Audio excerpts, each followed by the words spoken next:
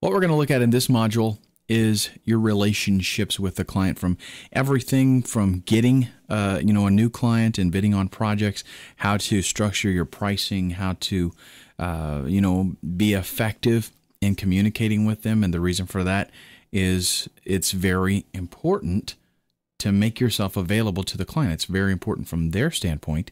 And so if you can cater to that, then you're going to be more successful. So what this module is on is really the whole client and provider relationship. The first thing we're going to look at is finding clients. Okay, this is easy if you know how, but this is one of the most important parts if you're just starting out in something like this, is because you've got to be able to get those customers. At first, don't expect to get a whole lot because you've got to slowly build your business up. But what I'm going to show you is a way to be effective so that, at the beginning of this, if you don't know, if you're not familiar, if you don't have the experience, a lot of this would be hit and miss. What I want to do is kind of streamline that process for you and tell you maybe some of the mistakes that I have made in the past and what I'm doing now that works. I'm going to literally be revealing secrets to you about how I do business, about where I do business. But I'm not worried about it because there's no shortage of work out there for this type of thing. In fact, I'll be honest with you, there are not a lot of good quality video providers out there. By that, what I mean is people that will do the things that are needed to make a client happy. At least on what I'm talking about here is on the sites that I'm mentioning. Now, there are some big companies, some huge companies that provide this kind of service to, larger outfits for, of course, a reasonable fee. But at the beginning, you're going to use the techniques that I'm going to show you to find clients. But that's not how things will probably continue, because what happens usually, if you're good at what you do and if people like it and you've got a good price, then you're going to build yourself up a list of clientele, and more than likely they will keep you pretty busy. I deal with probably maybe 6 or 7 regular clients, and then I do, an occasional time or two that I have new people come in and they just order one thing. But like I said, I've got 6 or 7 clients that provide me steady work, almost more than I can handle. What I will do, though, is occasionally I keep my accounts at the sites that I'm going to talk to you about in just a minute. I keep those accounts, and occasionally I'll go there if maybe I don't have anything to do. I don't have anything scheduled for the next, maybe next week I don't have something scheduled. So I'll go there. I'll see if there's something that I'm interested in doing, bid on it, and fill up that time. That way, I don't have any time that I'm sitting around. So finding the clients is easy. There's a whole lot of work that needs to be done, so that's not a problem. One tricky part is knowing what to bid. The reason this is so tricky is because you don't want to underbid yourself and you don't want to overbid yourself. You've also got clients that, and I'll tell you here right up front, just give you kind of a warning. You will deal with clients that don't want to pay what it's actually worth.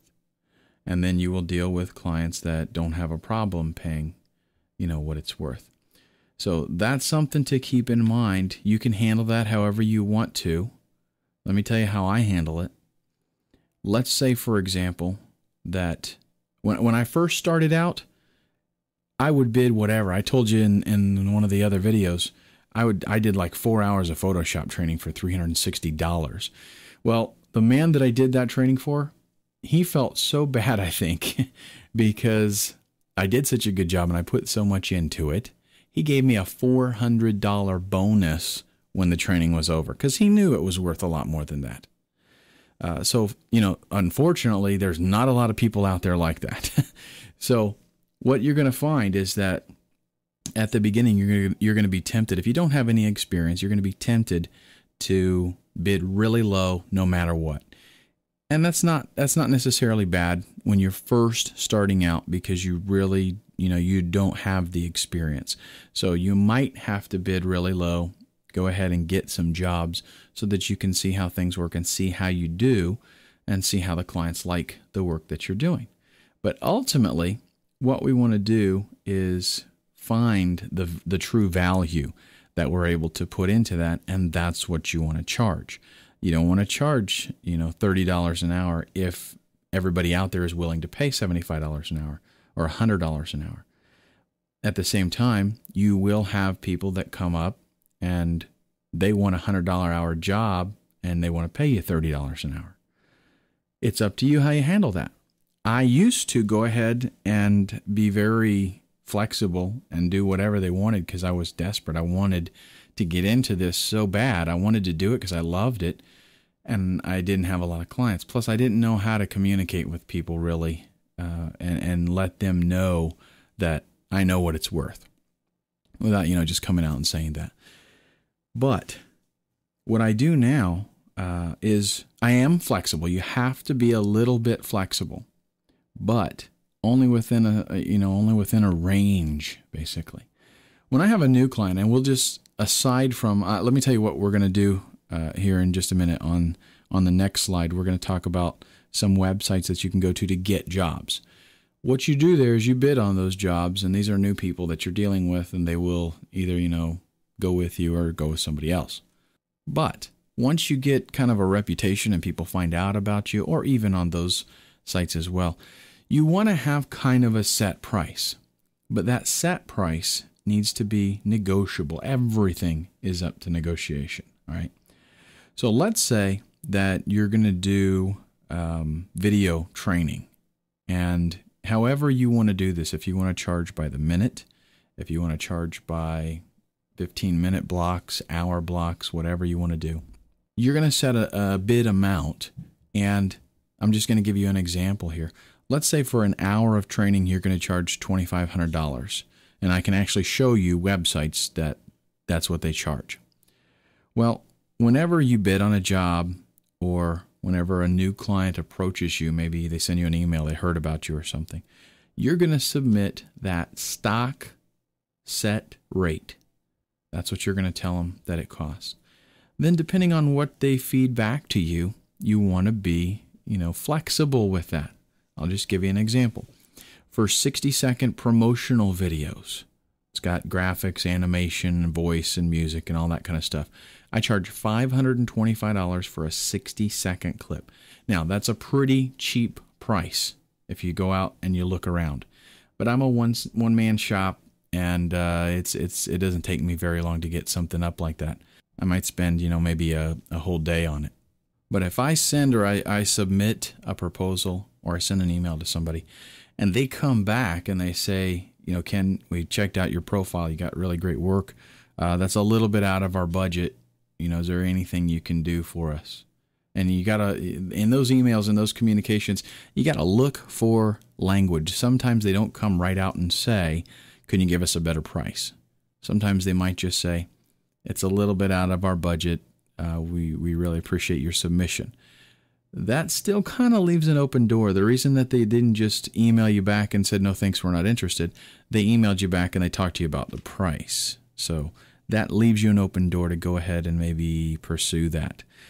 I will, like if somebody called me and they said, or they emailed me and they said, okay, we need a video clip, 60-second clip, something viral. And I submit them and I tell them I want $525 for this 60-second clip. And they say, well, we kind of need 2 clips and we've got a budget of $1,000 and we can't go over that budget. I might knock $80, $90 off of that. What is that to $1,000? So you got to be a little flexible. And 2, you have people that maybe their budget isn't $1,000, but they want to grind you a little bit. They want the satisfaction that they ground you down. So you got to kind of give yourself, and what I'm saying is when you set your rate, give yourself a little bit of grind room so that, you got it kind of figured in there. If you don't have to, that's great, but just give yourself that room in the beginning. I forgot to mention too, I wanted to let you know that the video style that you're watching right now is different than the first 2 videos. And here's why. I wanted to give you kind of a first-hand view of the different types of presentation styles. What you're looking at right now is a PowerPoint presentation. Now, I haven't gotten fancy with the graphics and with the text. Certainly, there's a lot more that PowerPoint can do. But this is a basic presentation. You see how the text comes up on the screen, and you press the arrow key or spacebar on your keyboard, and it goes to the next topic. Like, I'll go ahead and that's a perfect segue into the next topic, which is communication is the key. Whenever dealing with a client, and that is whether you do it on one of the sites that we're going to talk about on the next slide, or you're doing an email or whatever, you have to understand that you're kind of unknown to them if they haven't worked with you before. And of course, whenever people do business on the internet, a lot of things are unknown, and there's kind of a trust issue there. Plus, people like answers right away. They're dealing with somebody online. So, if you're in California and they're in New York, they want to be able to ask you a question and get a response, like not 3 days later. One thing that you can do, and we'll discuss this when we actually take a look at how we go about doing this. I'm going to show you kind of a live example. One thing that you need to do is make yourself available. That means instant messenger. That means email. That means reply quickly. Communication is the key. So these are the 4 things that we're going to talk about in this module, and we're going to go kind of into a little bit more detail. To start off with, let's go ahead and look at finding clients. You're going to use sites like elance.com, rentacoder.com, and guru.com. That doesn't mean these are the only ones. There's tons of these kind of sites out there. Do a search on Google for freelance, and you will find a slew of stuff. These are the 3 that I typically stick with, the 3 that I use. My favorite is probably Elance. I like their interface. I like how easy they make things. The guru.com, they're a lot more complicated to actually run, in my opinion, so they're not quite as user-friendly. Rentacoder, again, they're not really real. They're not that complex, but they're not as streamlined as Elance. Elance really has a good interface from the buyer's perspective and from the provider's perspective. We're going to actually, in just a few minutes, we're going to go to these sites and I'm going to show you how they work. But keep in mind, the goal here, some people build a business on Elance, for example, and they just do a ton of work there. I don't really spend a lot of time there anymore. Rentacoder and Guru. Okay, Rentacoder is free completely. I don't even think they have a paid subscription. All of these sites get their money from, whenever you do work, they get a percentage. Rentacoder doesn't charge anything on top of that. Guru has a free account that you can get. They've also got a paid account that lets you do a lot more. Elance is, I believe they have a free account too. That gives you a limited amount of communication that you can do. Like, for example, maybe you can only bid on 2 jobs a month or something like that. They have a paid account. It's $9.95. That's the one that I use. It gives me plenty of, they call them connects on Elance, where you can go there. You have a certain amount of connects per month, and every time you bid on a job, that takes away from your connects. And the value of the job that you're bidding on, that's what determines how many connects you use up. I don't have the rundown for you. It's on their site. But so, for example, if the job is less than $500, it's going to be like 1 connect. If it's $500 to $1,000, it might be 2 connects. So each one of these provide the interface between somebody who is looking for a job to be done and somebody who is able to do that job. And then again, they will either charge you for a monthly membership maybe, or they just, they charge you for the monthly membership and they take a percentage, or like Rentacoder, they just take a percentage. And this is kind of another one of those things you have to take into account when you figure out how much you're going to charge, is that they're going to ding you for a percentage.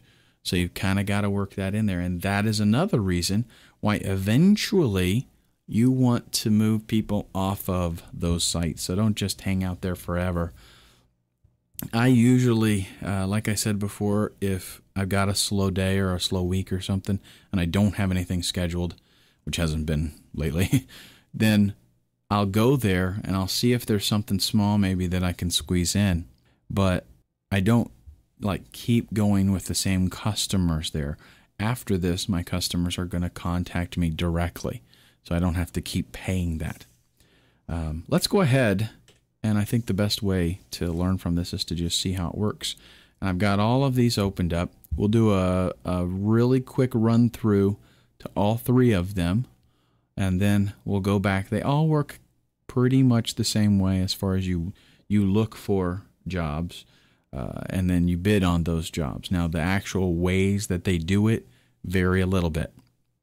I will tell you this bit of advice: RoboForm. Get yourself RoboForm. That is an amazing tool. If you're going to be working online, anything like this, you want RoboForm because it keeps track of all of your sign-ins, your user IDs, passwords, all your information, anything that you have to fill out. It's all automated in there, and it's great. So anyhow, for what that's worth. Here's Elance at elance.com. I have already logged into my account. The tab is set to Find Professionals. Now, that's what somebody would do if they have a project and they are looking for somebody specifically maybe that can do that job. We want to go to Find Work. And I'll let that come in. You can see, we're not going to actually do a search yet. I'll come back and I'll use Elance in a minute. But you can see they've got different categories. It shows you some of the jobs within the categories. And then you can type a specific keyword that may be something that you do, and you can search for that as well, and you'll see the jobs. Again, we'll come back to that in just a minute.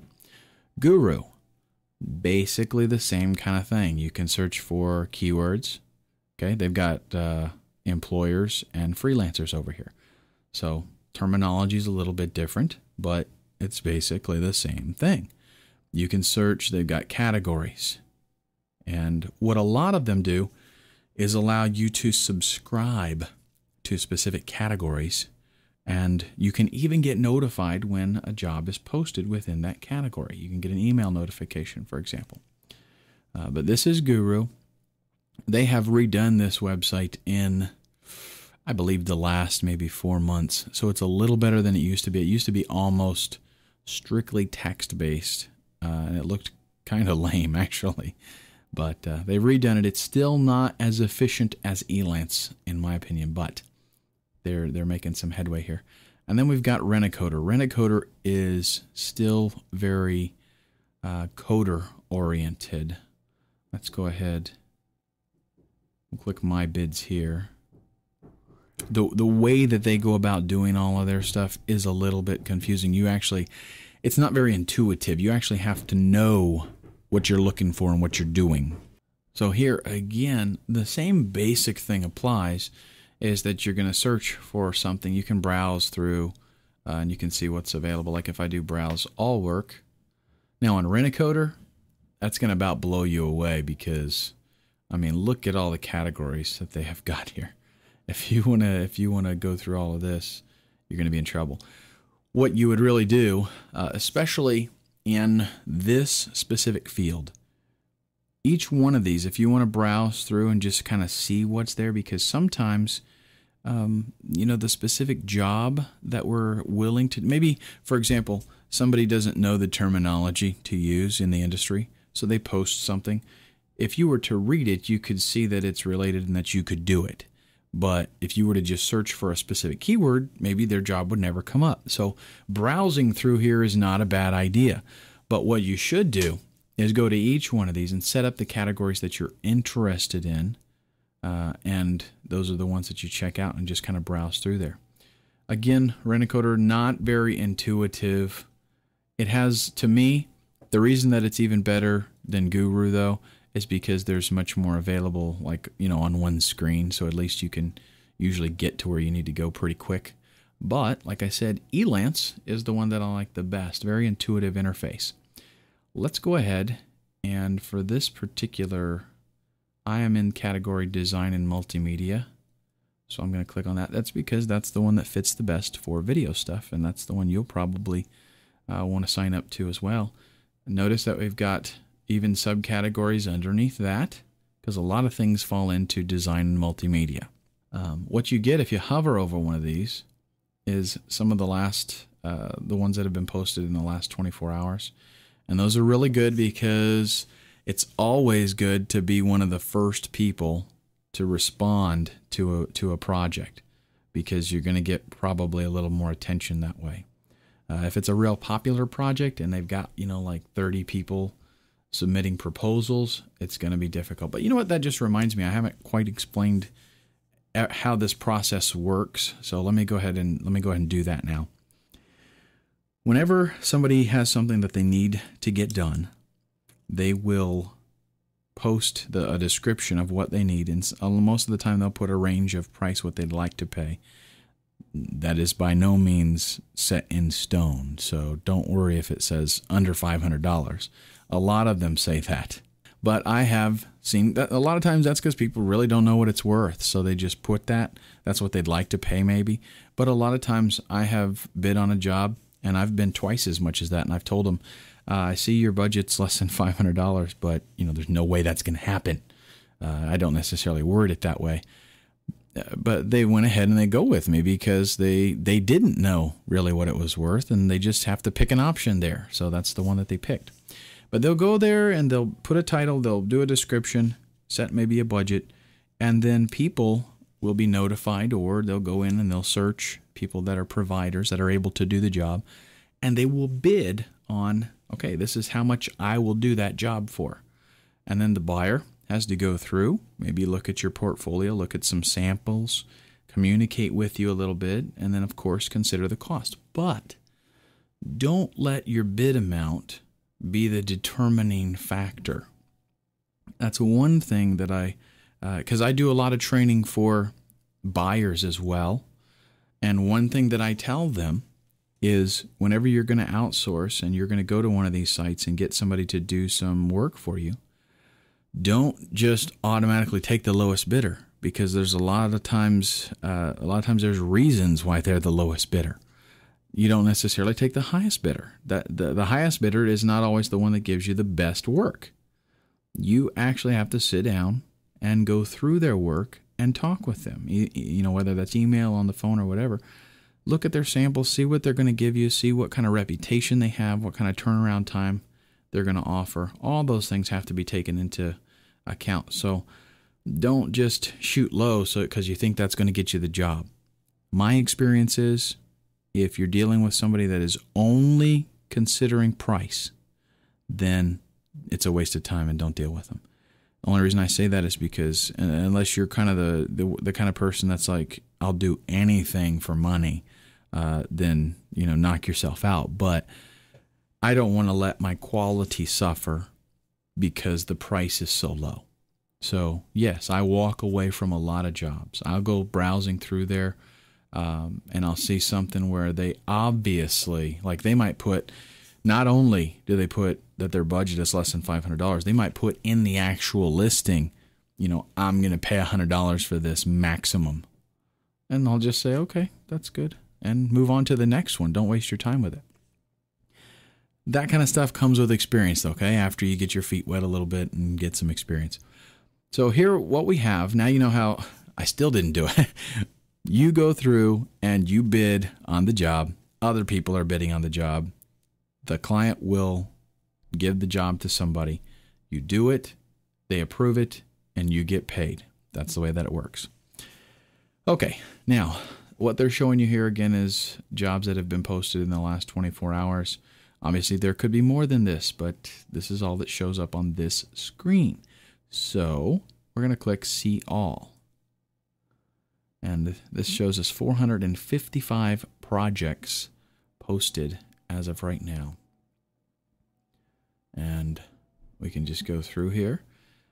Now you'll notice this depends on how focused you want your business to be.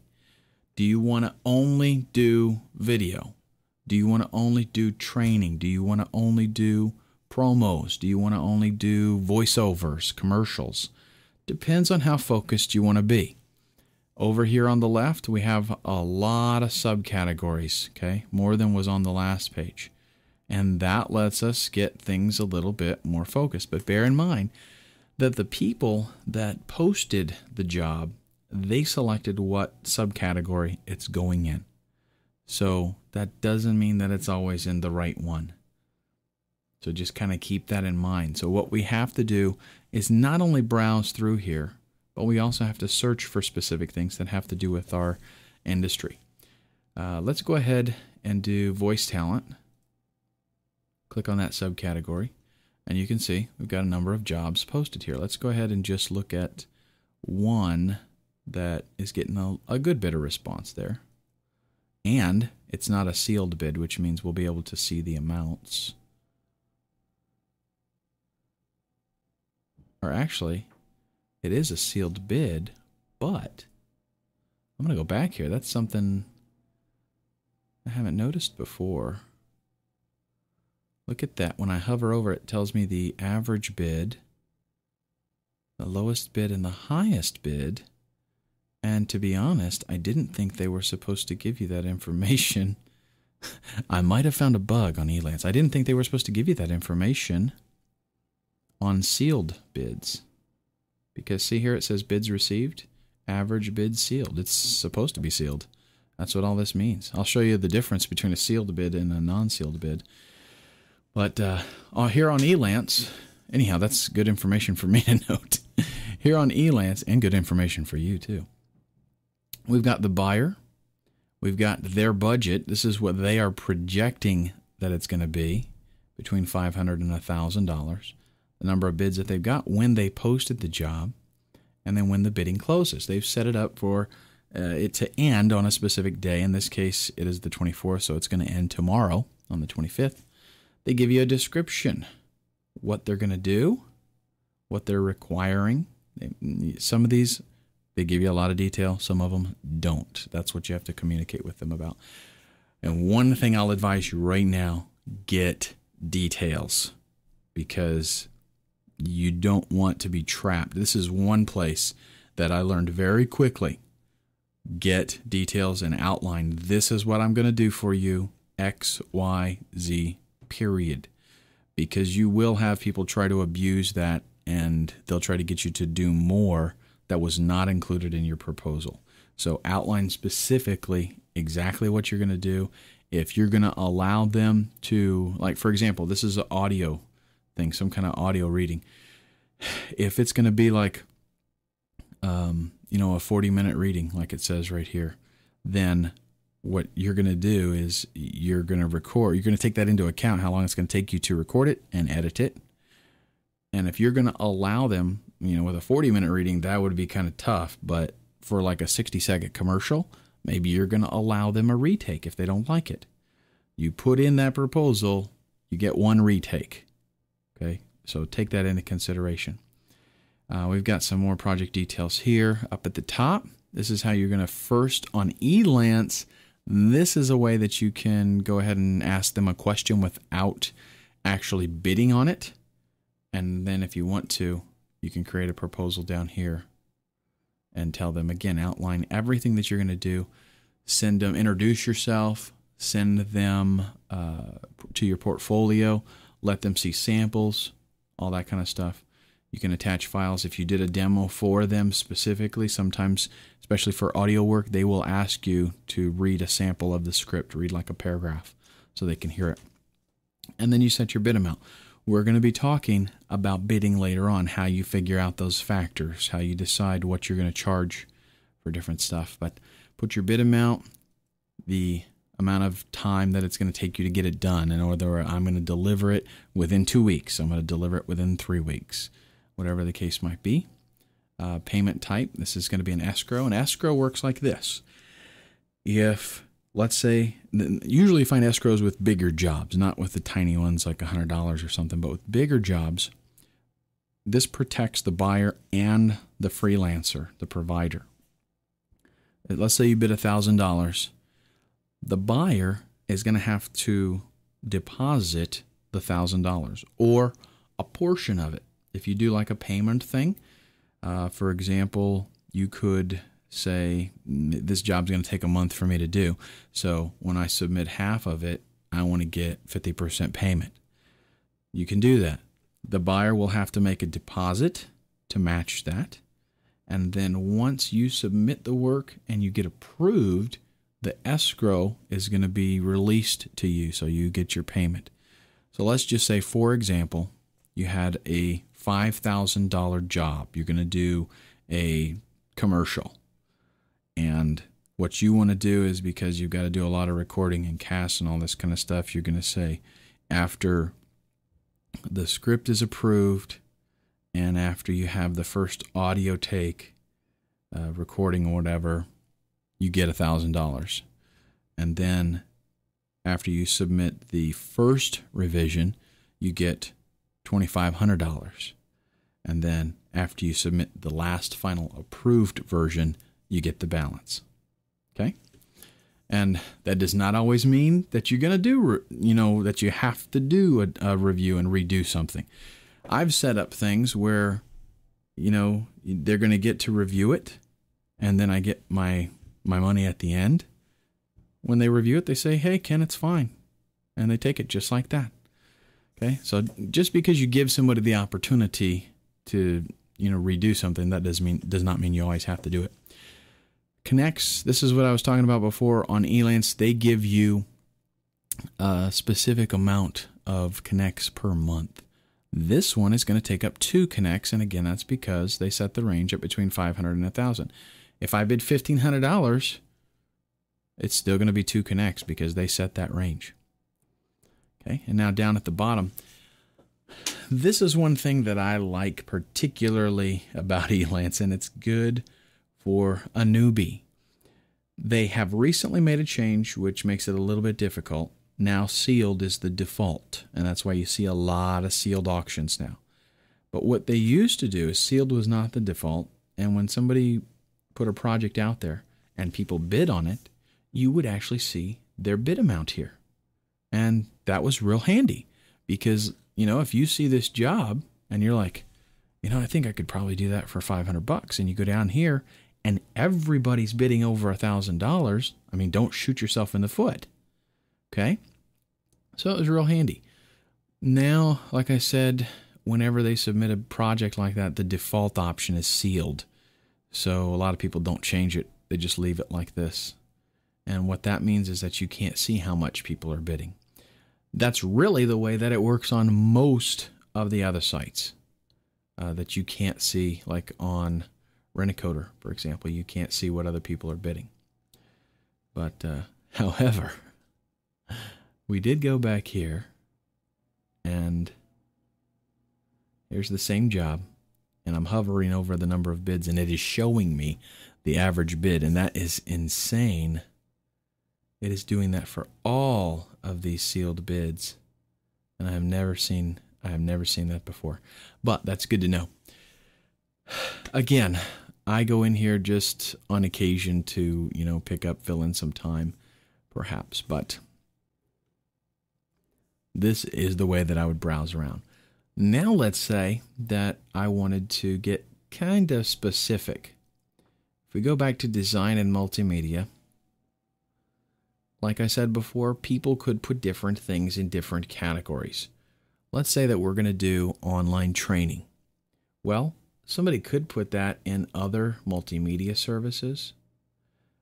If it has to do with graphics, they might put it in illustration. They might really not know. They could put it in videography and editing. They could put it, they actually have it's in a different main category. They have something on training.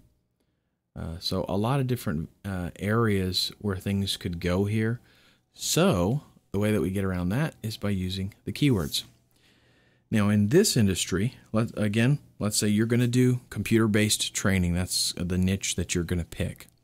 Your keywords are going to be like training, tutorial, Camtasia, things like that, screen capture, anything that describes what your industry is. Now with this kind of thing, Camtasia is a huge keyword because just about everybody knows it.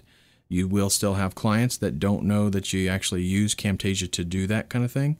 And, they really don't care. But then you also do have clients that know that Camtasia is the standard in the industry. So, and I have no idea, I promise you, I did not go in and look at anything in here today. This is totally blind, so you're going to see exactly what I would do looking for that kind of work. I'm going to look for Camtasia first, and I'm going to see if anything comes up. Okay, looks like we have a number of things popping up here. And I might find a job right now. It depends on if it's something that looks very attractive to me. Again, all of these being sealed. Let's take a look before we go in, because we found out this sneaky information. Let's go ahead and hover over the bid so that we've got an idea. Now, notice on this one, it says less than $500. That's what he set as the budget. Okay. But when we hover over that, somebody bid $550. So it's not set in stone. It's just, you know, that's their ballpark guess. This one they said, not sure. And several people bid on that one actually. 500 on that. So now look at that. This one has $1,000, $500 to $1,000. Somebody bid $1,400. Somebody bid up to $4,000 on that one. I'll probably have to check that one out. And okay, so that one falls within the range. Let's go ahead while we're having fun here and go ahead and do that big job demo and tutorial flash and video. Let's check it out. This is a project for my client who has 4 software applications for Microsoft Windows. Their end users are professionals but have basic computer skills. So they're going to outline what they're going to do.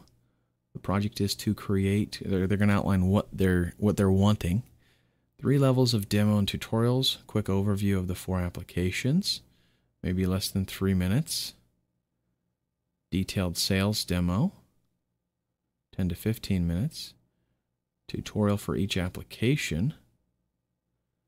And then, okay, we can provide the contract or web link information, copy of the program to play with, salesperson's voice, basis for knowledge. Okay, that's easy enough. Delivered via website, and they want to ship it out on CD. So they're going to give you, in this case, here's one thing that you will run into a lot is you want to know requirements. You want to know what the deliverables are. How do I need to submit this to you?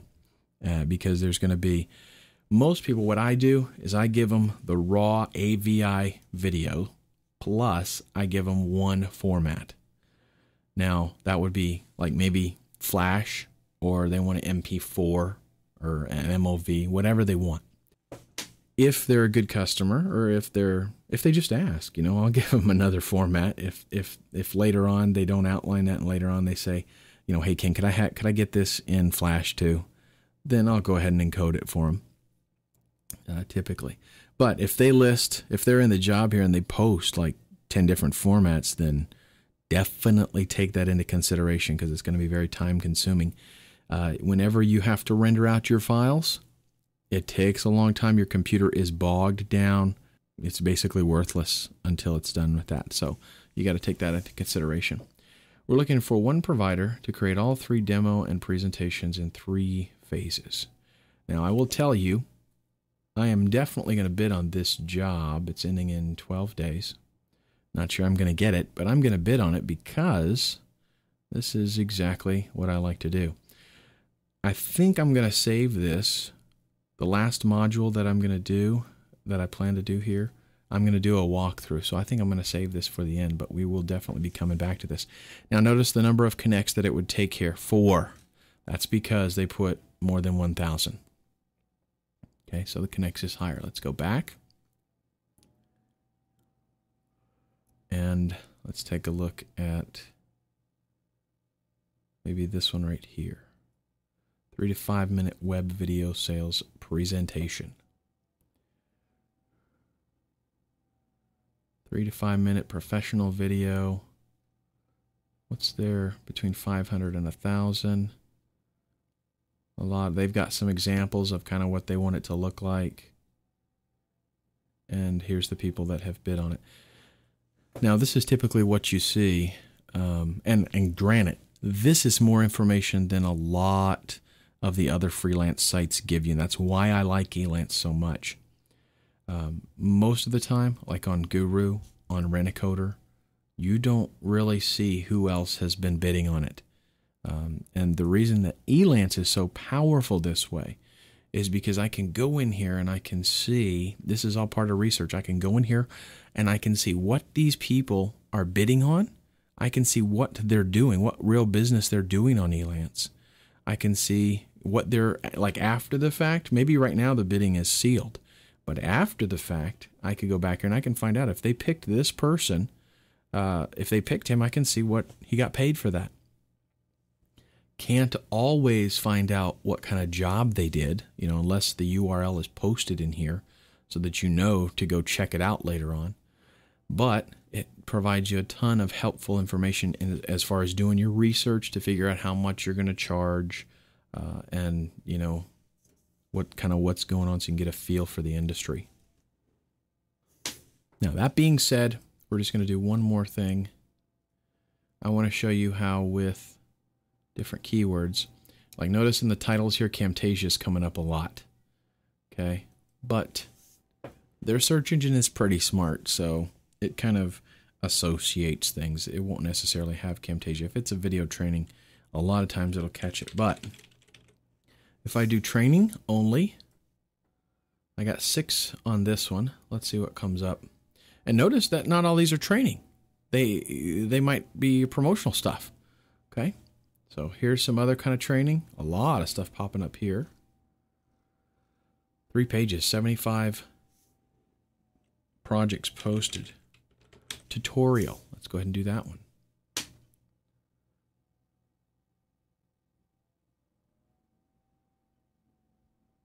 Okay, and that one gives me 12. So you can see how with 3 different words that could all be interlinked, I get 3 different results. Some of these will be repeats, like this one I believe was on the first result.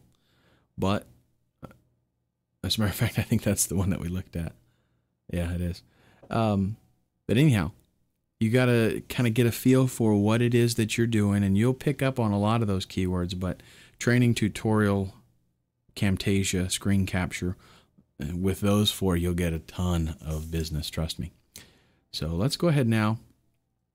And what we want to do is talk a little bit about your price, because you want to be able to bid effectively. You don't want to just throw a number out there. Remember, the bid is important, but not because it has to be low. You do not have to be the lowest bidder to get the job.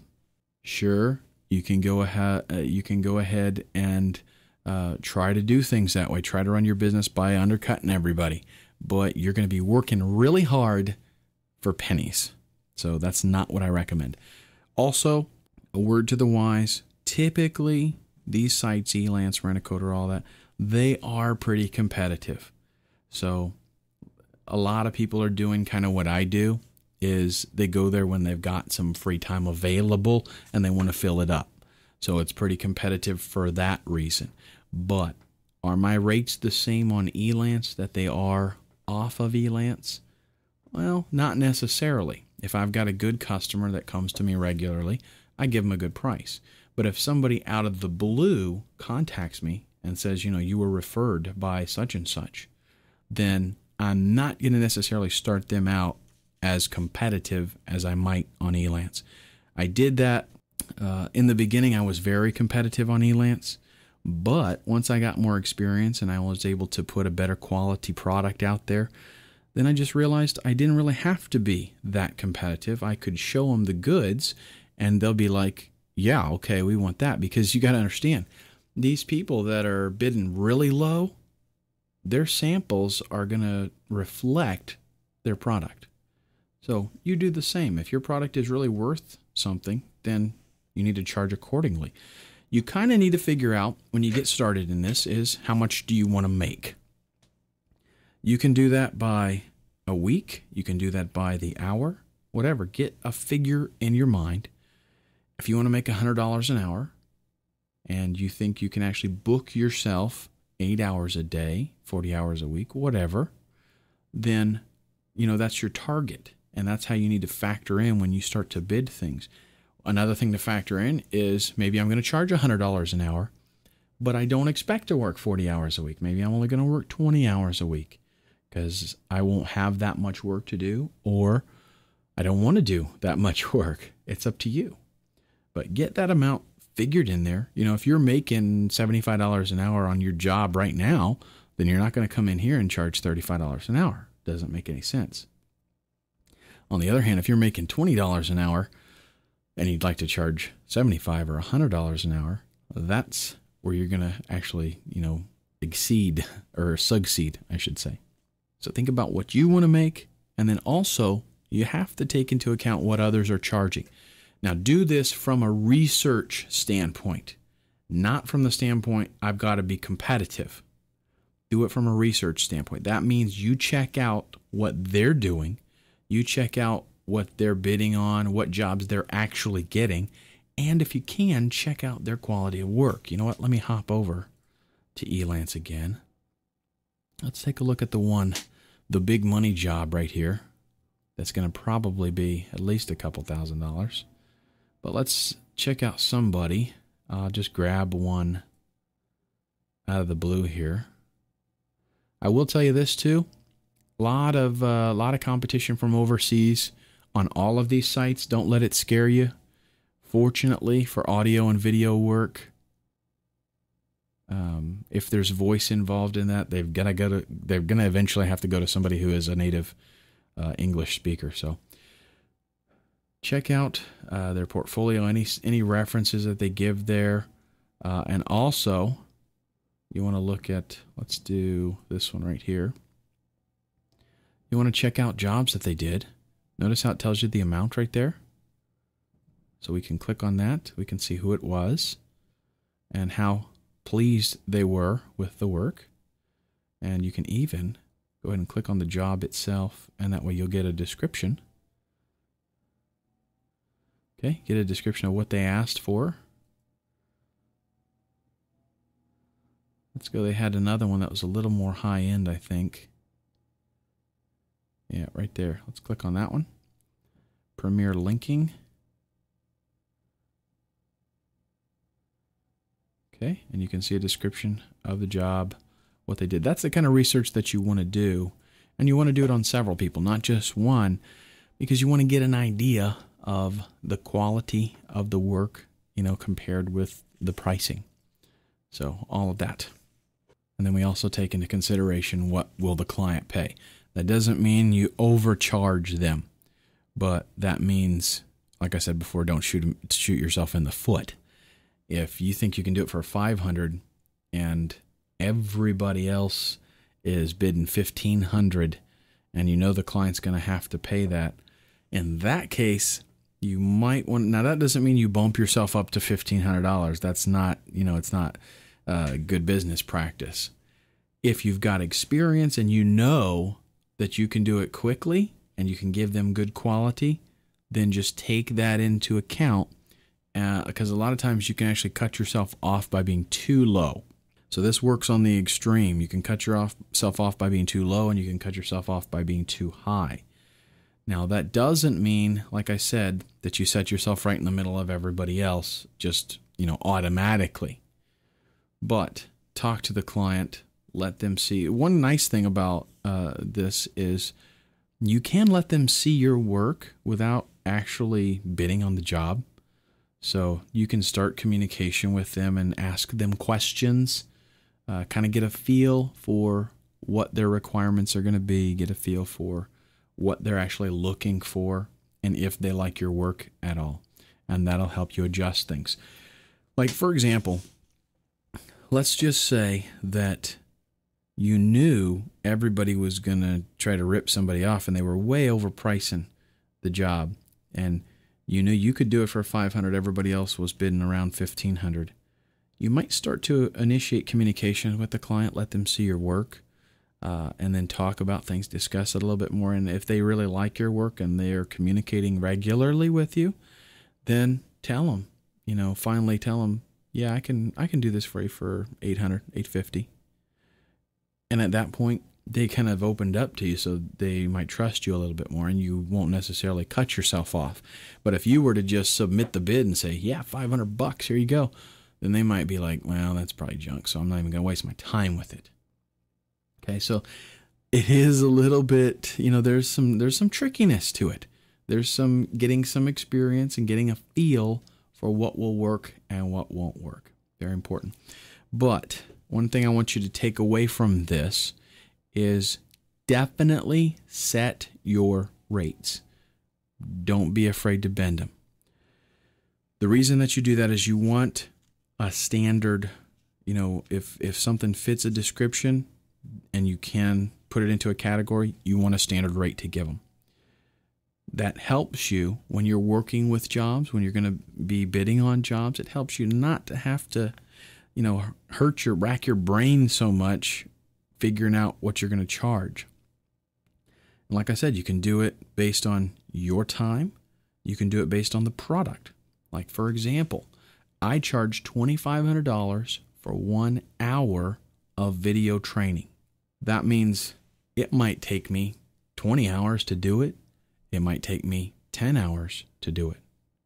But the rate is set based on what I deliver. Somebody else might want to say, I charge $50 an hour for this, and on job A, for that 1 hour, I think it's going to take me 10 hours to do it, so I'll charge $500. On job B, I think it's going to take me 20 hours to do it, so I'll charge $1,000. It depends on how you want to work it, but just set your rates.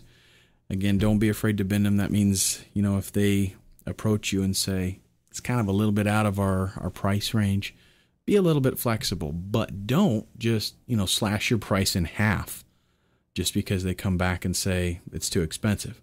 Let them know, thanks for working with me. I appreciate this. Here's the best that I can do. I understand if it's still out of your price range. Now let's look at a very important factor in all of this, and that is communication. Clients want to be able to get through to you and get a response quickly. Remember, you might be on the other side of the world. You might be across town. You might be on the other side of the country. These projects could be very important to them, and a lot of them are taking a chance and outsourcing, and maybe they've never done that before. So they want to communicate, and this one single thing will give you such an edge over the competition that literally you can charge more, because there are a lot of lamers out there that bid on a job and maybe accept the job. They get it. And then the client is like sending them an email saying, where's this and where's that?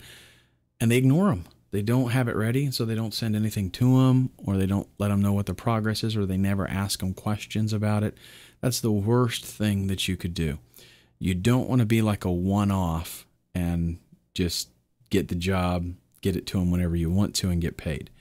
You want to build a relationship. Here's what a lot of people do on eBay, people that sell things on eBay.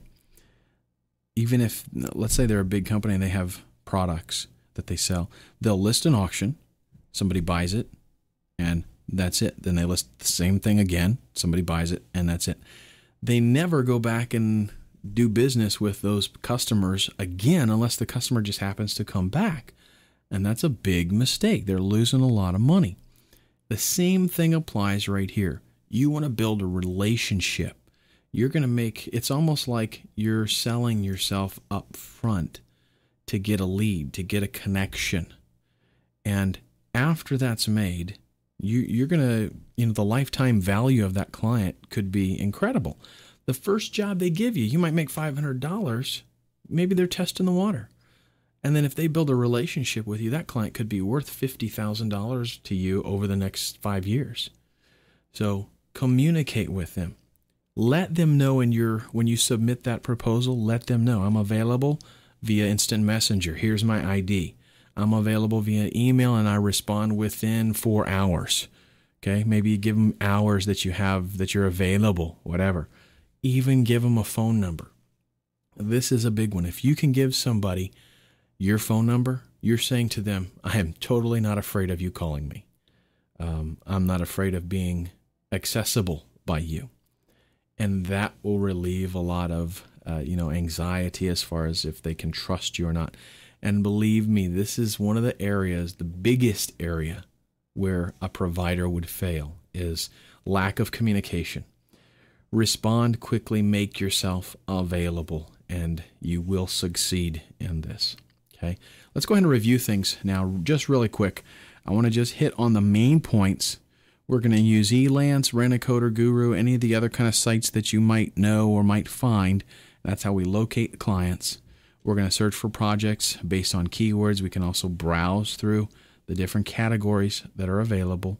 And then we're going to bid based on the research that we have done and how much money we want to make.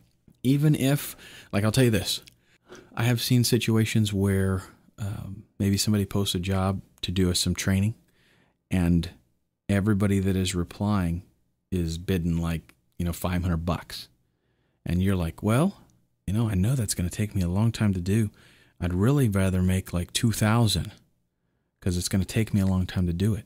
Well, if you've done your research and you notice that everybody that's bidding on it is from India, then, don't shoot yourself in the foot. Tell the client, I understand everybody's bidding really low, but I don't know if you're going to be able to deal with the accent, So you can kind of play with things from that way. Communicate with the client. This is one of the most important factors in building that relationship with you. And then after those first initial jobs, maybe do one or two of them for them on Elance or on Rent-A-Coder. They're eventually going to want to move off of Elance as well and deal with you directly.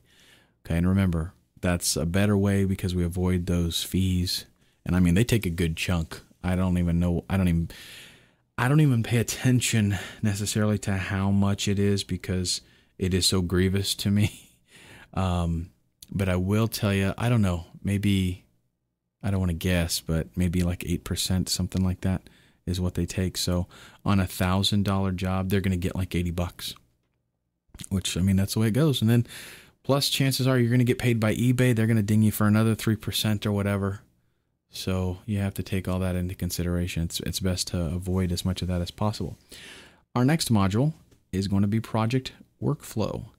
We're just going to go over real quickly the entire process, kind of an overview. And then the last module, we're going to head back to that real nice job that I saw in there. And I'm going to let you watch me go through the entire process.